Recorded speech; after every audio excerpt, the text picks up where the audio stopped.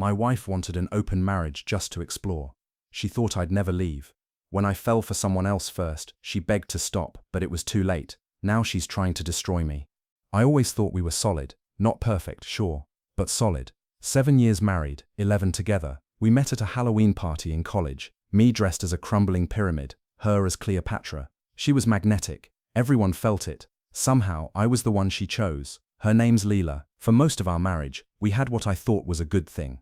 Late night wine on the porch, shared Spotify playlists. She'd touch my shoulder in the kitchen, lean her head on my chest after long days. Sex wasn't daily, but it was honest and close. So when she sat me down one Friday night and said, "I want to talk about opening our marriage," it hit me like a rogue wave. I laughed, stupidly, thought she was joking. She wasn't. "Just to explore," she said, eyes bright but careful. "I love you. That doesn't change, but I'm curious. I'm turning 34, and I keep thinking about all the things I never tried." I asked, flat out, if there was someone already. "No," she said. "I swear, I'm not cheating. I just want to see what it's like. Feel wanted again. You can too. We make rules. Safe, honest, no lying." I didn't say yes. Not right away, but she kept bringing it up. Not pushy, not aggressive, just consistent. She sent me articles, shared podcast episodes, made it seem thoughtful, mature. "Plenty of people do this," she said. "It doesn't mean we're broken." And eventually, I agreed. Hesitantly, stupidly, I agreed.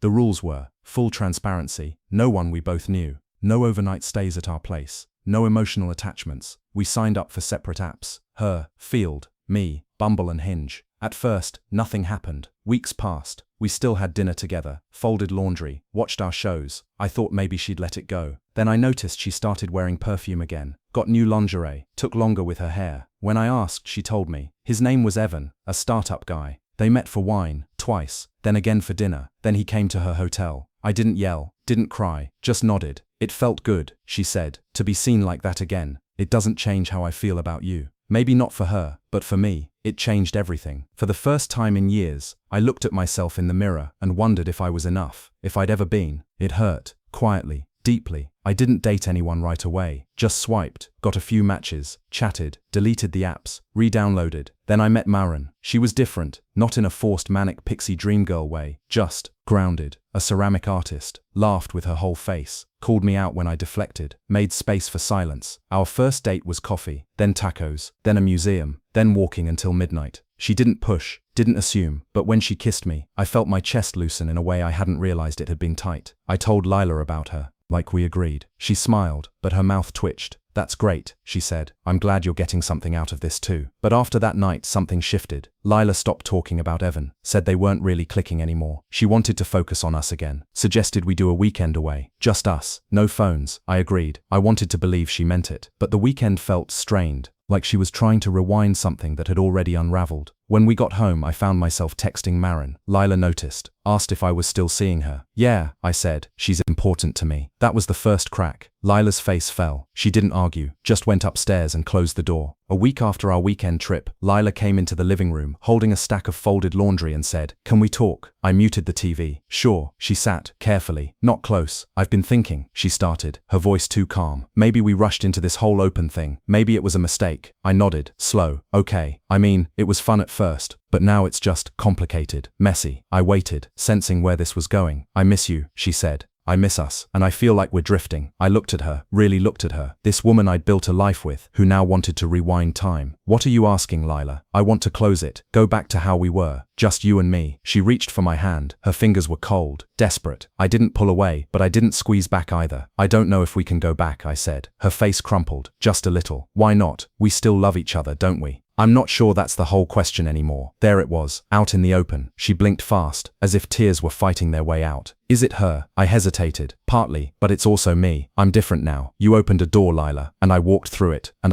I found something I didn't know I was missing." Silence. She looked shattered. But then, classic Lila, she pivoted. "Maybe you're just infatuated. Maybe it's a rebound thing. That'll fade." I gave a small bitter laugh. "You sound like me, 6 months ago." She winced. Over the next few days, she tried everything. She cooked my favorite meals, left notes on my pillow, asked about my day, about work, about Marin. She even suggested we go to couples therapy. But something had changed, deep and quiet. A tectonic shift. I still cared about her. How could I not? But I didn't long for her. Not like before. The truth was, I felt more myself with Marin than I had in years. I saw Marin again the following Friday. She knew about Lila. She always had. I feel like I'm hurting her, I admitted, as we sat on a blanket in the park, drinking canned wine and watching the sky bruise with sunset. You probably are, she said, gently, but you're also allowed to change. I turned toward her. Do you think this thing with us is real? She smiled, but it was sad. I think it's real for right now, and that's all we ever get, isn't it? The moment. If it becomes more, we'll handle it. If it fades, we'll handle that too. She wasn't clinging to me. She wasn't building futures on my shoulders. That terrified me and made me want her even more. Back at home, Lila was waiting. Her face was streaked from crying. I saw your location, she said. You were with her. I didn't deny it. She's not your wife, Josh. No, I said, she isn't. And then the thing I never expected happened. Lila collapsed onto the floor, not fainting, just buckled over like her whole body gave out. I can't lose you, she whispered. I didn't think, I never thought. She stopped, gasping. I thought I was just adding something, not replacing you. I crouched beside her, my heart pounding. You didn't think I had it in me to leave, did you? She didn't answer, because she didn't have to. We sat on the cold tile floor for a long time. I held her hand, because old habits don't break clean. But inside, I knew something was already broken, not from spite, not even betrayal, but from the quiet realization that we weren't equals anymore, not emotionally, not spiritually, not in how we saw love. She'd opened the door thinking I'd stay waiting inside, but I walked out, and now part of me didn't want to walk back in. 3 days later, I packed a weekend bag and left the house. I told Lila I needed space. She didn't argue, just stood in the doorway in an old hoodie, arms folded, eyes hollow. I stayed at a small Airbnb outside of town, a converted garage studio with creaky floors and a coffee maker that sounded like a dying animal. It wasn't fancy, but it was mine, quiet, mine. Marin came by on Saturday evening with Thai takeout and 2 cheap beers. She didn't ask what happened, just sat with me on the old futon and passed me a spring roll. Do you ever feel guilty? I asked between bites. All the time, she said casually. But guilt isn't a compass, it's a reaction. It doesn't mean you're wrong, it just means you care. I nodded slowly. I care about Lila, I said, but I don't know if I love her the way I used to. Or maybe I just don't love who we've become. Marin leaned her head on my shoulder. That's the part no one talks about. You can outgrow someone you still care about. Love isn't always enough to stay. We didn't sleep together that night. We lay in bed, fully clothed, fingers laced, and I realized I hadn't felt that peaceful in months. The next morning, I drove back to the house. Lila was in the garden. She'd started one during the pandemic, raised beds of herbs and tomatoes, a little lemon tree that never quite bore fruit. She stood when she saw me, brushed her hands on her jeans. You're coming home. I'm coming to talk. We sat on the porch swing, the same one we'd assembled together our first year in this house, arguing over bolts and instructions, laughing when it finally held our weight. I've been thinking, I said. Lila nodded. Me too. I took a deep breath. You were honest about what you needed. I didn't listen at first, then I did, but only because I was afraid of losing you. And when I finally opened up, I found something that changed me. She looked away, swallowing hard. I don't hate you, I said gently. I'm not angry, but I think we're done pretending this can be undone. Her lips trembled. You're really leaving. I think I already have. She closed her eyes. I thought you were safe, that you'd stay no matter what. That was the problem, Lila. You counted on me being safe, but people aren't safety nets. The silence between us was sharp. I gave you everything, she whispered. I shook my head. You gave me love, and I gave it back, for years. But then you asked for something else, and I gave that too. And now I don't know if I have anything left. I stood. She didn't follow. I spent the next week moving out. I took my books, my bike, my old records, left the couch, the silverware, the art we bought in Montreal. Lila offered to let me stay until I found a place. I declined. I moved into a small loft above a bakery. Brick walls, tall windows, no closet space. The air always smelled faintly of croissants and burnt sugar. Marin helped me paint the bedroom one weekend. She played Fleetwood Mac while balancing on a step stool, dabbing corners with a tiny brush. It felt new, simple, untangled. Then, on a Tuesday morning 2 weeks after I'd left Lila, I got an email from my bank. Unusual account activity detected. I logged in. My savings account was nearly empty. $24,000 gone. The same day, my email password stopped working. Then my Spotify, my Netflix,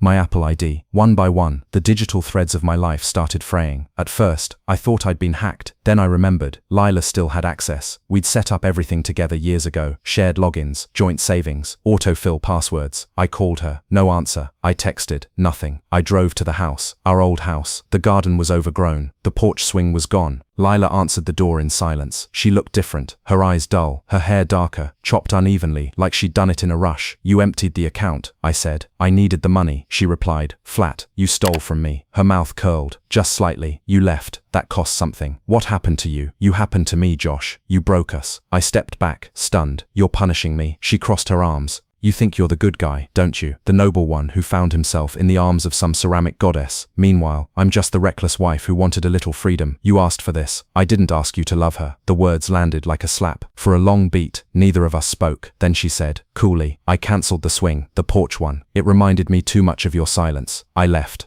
That night, I filed fraud reports, froze my credit, changed every password, every login, every trace of shared memory she could twist. But it wasn't just the money. It was how quickly she turned, how the woman I used to hold through nightmares was now erasing me like a stain on her carpet. Marin noticed I was distracted that week. She didn't push. One evening I told her everything. The bank, the sabotage, the conversation at the door. She wants to break something, I said, staring at my untouched plate. If not me, then my peace. Marin reached across the table and took my hand. Then don't let her. I wish it were that easy. It's not, she said, but you still get to choose who you become through it. A few days later, I got a letter in the mail. Lila was suing for half of our shared assets, including my retirement fund and any future earnings from a freelance design project I'd just landed. The kicker, she'd claimed emotional abandonment as grounds. I stared at the envelope, pulse racing, the walls closing in. This wasn't a breakup, this was war, and the person who started it once fell asleep on my chest every Sunday morning while I read aloud from the Times. Now she wanted to dismantle the life we'd built, brick by brick. But as I stood there holding that letter, another thought flickered in the back of my mind. What if this wasn't just anger? What if this was revenge for something deeper I hadn't seen coming? The pieces weren't adding up yet, but they would, and when they did, I knew one thing for sure. Lila wasn't done, not even close. The subpoena came 2 weeks later, delivered by a courier in a navy blazer, looking faintly bored as he handed me the envelope like it was a pizza delivery. Civil court. Intent to claim marital misrepresentation, emotional damages, and half of any future business income tied to projects started during the marriage. I took it inside, sat on the floor, and stared at it for a long time. Marin found me there when she came by with groceries. She's really doing it, I said. Marin read over the documents, her mouth twisted as she scanned the language. She's playing dirty. She's twisting everything, I said. She's using every shared thing like a weapon now. Then Marin paused. Wait, this part, the future business income clause. Josh, what's the name of that freelance project you just landed? I told her. Her eyes widened. Josh, that project's in my name. Remember, you asked me to front it as a consultant for tax reasons. You're not legally listed. It hit me like a shockwave. Lila didn't know that. She assumed rightfully, based on the past, that anything I worked on was traceable to me. But this one, this big lucrative contract, was technically registered under Marin's LLC. She had no claim. The suit was a bluff. Or worse, a trap to bait me into overreacting. Still, it changed something. I started building walls. Legally, emotionally, everything. I hired a lawyer named Melissa who came recommended by one of Marin's friends. Sharp as a scalpel, warm as ice. She's not suing to win, Melissa told me after our first consultation. She's suing to wear you down, humiliate you, exhaust you. And can she? She can make you miserable, yes, but with what you've shown me, she has no case for future earnings. That project isn't hers. I nodded. She wants me to break. Then don't, Melissa said. But Lila had more moves. I started getting cryptic DMs from strangers on Instagram. Your girlfriend's a homewrecker. You cheated, and now you pretend you're the victim. Someone even emailed my new client anonymously, claiming I had a history of unethical practices. No proof, just whispers. I confronted Lila. You're dragging Marin into this now. I asked her outside the courthouse after a preliminary hearing. She didn't deny it. She stepped into my marriage. She said, she gets the fallout. You opened the door, Lila, and you sprinted through it. Don't act innocent. There was venom in her voice now. Not anger, not even heartbreak, contempt. I walked away.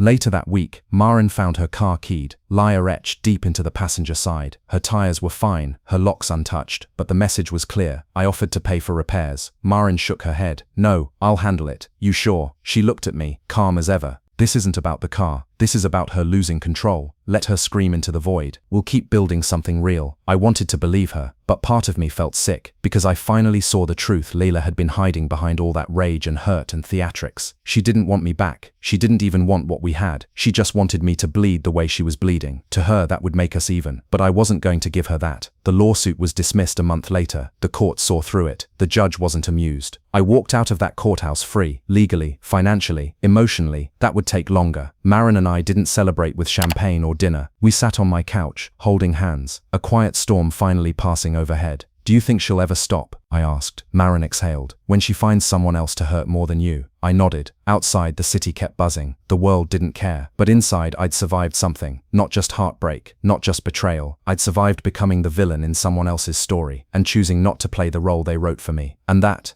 felt like its own kind of victory.